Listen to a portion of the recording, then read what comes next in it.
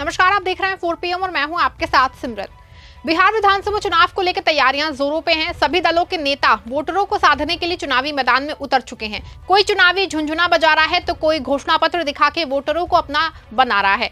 मौजूदा समय की अगर बात की जाए दोस्तों, तो बिहार में एनडीए गठबंधन की सरकार है, लेकिन इस बार के चुनाव ने मोदी, नीतीश के साथ साथ सभी एनडीए में शामिल सभी नेताओं की टेंशन बढ़ा दी है।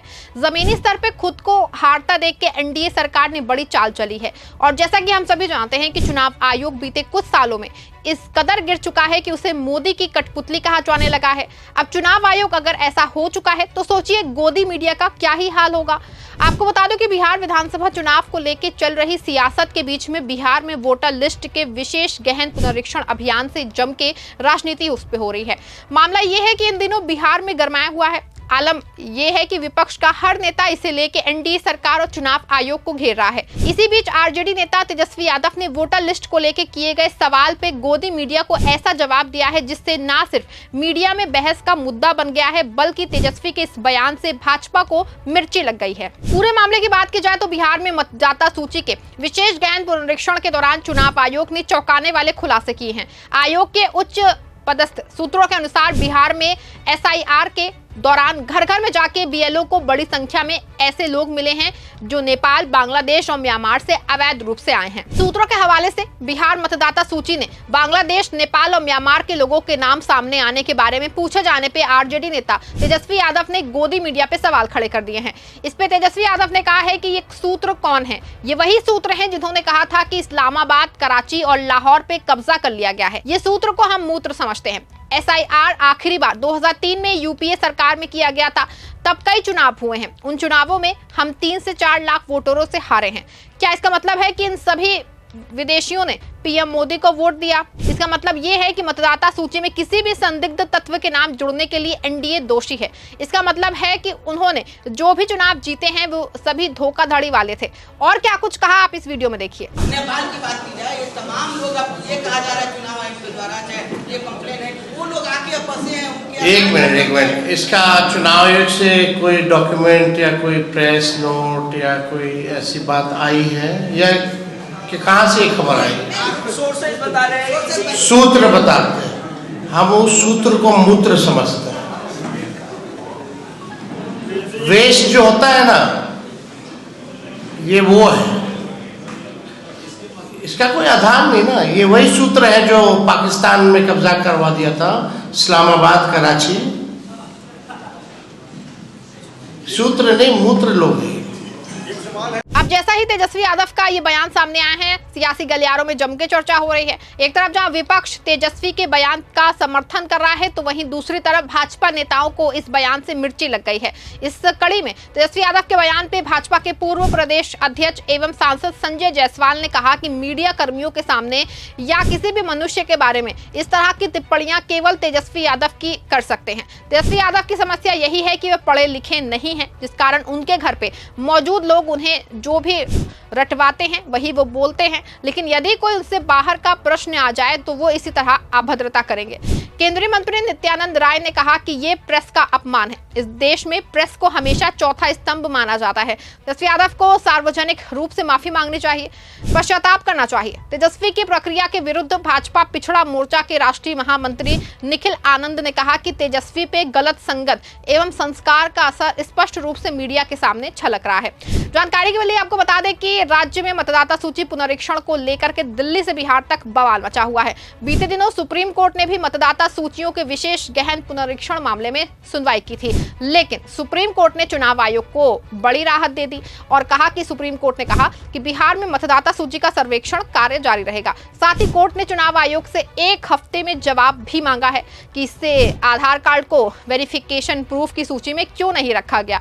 वहीं इस मामले पर राज्यसभा सदस्य कपिल सिब्बल ने आरोप लगाया है कि निर्वाचन आयोग हमेशा से मोदी सरकार के हाथों की कठपुतली रहा है। उन्होंने दावा किया है कि बिहार में मतदाता सूची का विशेष गहन पुनरीक्षण एक असंवैधानिक कदम है, जिसका उद्देश्य ये सुनिश्चित करता है कि बहुसंख्यावादी सरकारें सत्ता में बनी रहें।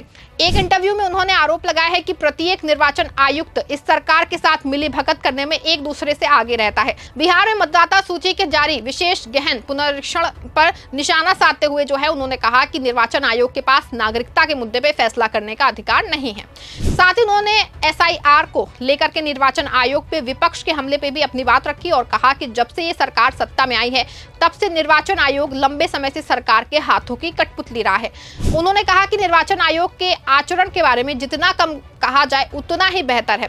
SIR पे उन्होंने कहा कि मेरे अनुसार ये पूरी तरह से असंवैधानिक प्रक्रिया है। आयोग के पास नागरिकता के मुद्दे पर निर्णय लेने का अधिकार नहीं है और ये भी एक ब्लॉक स्तर के अधिकारी की तरह। साथ ही कहा कि मैं कहता रहा हूं कि वे किसी भी तरह चुनाव जीतने के लिए हर संभव हथकंडा अपनाते हैं।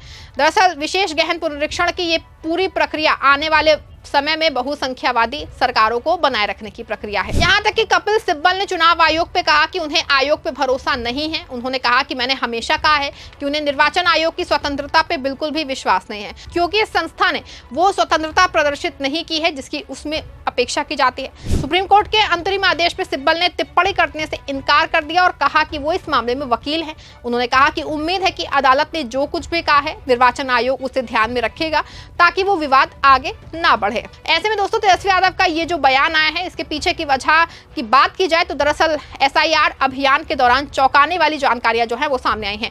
चुनाव आयोग के सूत्रों के मुताबिक ऐसी बातें सामने आई हैं कि राज्य में घर घर जाकर किए गए सर्वे के दौरान बूथ लेवल ऑफिसरों को बड़ी संख्या में ऐसे लोग मिले हैं जो नेपाल, बांग्लादेश और म्यांमार जैसे देशों से अवैध रूप से भारत आ गए हैं और वोटर लिस्ट में नाम जुड़वाने की कोशिश कर रहे हैं। साथ ही ये भी कहा गया कि इन संदिग्ध नामों की अब गहन जांच की जा रही है और 1 अगस्त 2025 के बाद जो नाम सत्यापित नहीं होंगे उन्हें 30 सितंबर को प्रकाशित होने वाली अंतिम वोटर लिस्ट में शामिल नहीं किया जाएगा। माना जा रहा है कि अंतिम लिस्ट के प्रकाशन के बाद आयोग इन अवैध प्रवासियों की संख्या को सार्वजनिक कर सकता है। इस बीच मतदाता गणना फॉर्म भरने की और आवश्यक विवरण जैसे नाम, जन्मतिथि, पता, आधार संख्या और वोटर ID नंबर दर्ज करने का काम तेजी से पूरा हो रहा है। आयोग के अनुसार अब तक 80% के अधिक पात्र मतदाता अपने फॉर्म जमा कर चुके हैं। हालांकि आयोग ने इस प्रक्रिया की अंतिम तिथि 25 जुलाई निर्धारित की है, लेकिन संभावना जताई जा रही है कि उससे पहले ये कार्य जो है पूरा हो जाएगा। ऐसे में 1 अगस्त को प्रकाशित होने वाली मसौदा मतदाता सूची में अपना नाम शामिल कराने के लिए मतदाताओं को अपने EF अधिमानता पात्रता दस्तावेजों के साथ जमा करने होंगे। यदि किसी मतदाता को पात्रता दस्तावेज जमा करने के लिए अधिक समय की आवश्यकता है तो वो उन्हें 30 अगस्त तक अलग से जमा कर सकता है, अर्थात दावे और आपत्तियां दर्ज करने की अंतिम तिथि तक, और स्वयंसेवकों की मदद भी ले सकता है। गौरतलब है दोस्तों, जिस तरह से वोटर लिस्ट को लेकर बवाल मचा हुआ है और चुनाव आयोग नए नए नियम ला रहा है, इससे एक बात तो साफ है कि NDA गठबंधन विपक्ष से डरा हुआ है। वोटरों की ताकत से विपक्षी इंडिया गठबंधन को आगे निकलता देख NDA की नींद हराम हो चुकी है। ऐसे में दोस्तों देखना होगा कि विपक्ष को कमजोर करने के चुनाव आयोग और NDA और आगे क्या क्या चाले चलता है। खैर अभी की बात की जाए तो मौजूदा समय में तेजस्वी के तीखे तेवर और राहुल गांधी की जनसभा में बढ़ती भीड़ को देखते हुए मोदी नीतीश की टेंशन बढ़ गई है और बिहार की गूंज अब दिल्ली तक सुनाई दे रही है। यही वजह है कि मोदी शाह ऐसी चालें चल रहे हैं और तेजस्वी यादव के सूत्र वाले बयान से भाजपा को मिर्ची लगी है। अब देखना यह होगा इस बार के चुनाव में विपक्ष के आगे सत्ताधारी गठबंधन घुटने टेक देता है या फिर और कोई नई चाल चल के विपक्ष को पराजित करने की नाकाम कोशिश की जाएगी। अब तो खैर ये आने वाले चुनाव और उसके नतीजों से ही पता चल पाएगा। इस खबर में इतना ही। आप देखते रहें 4 PM।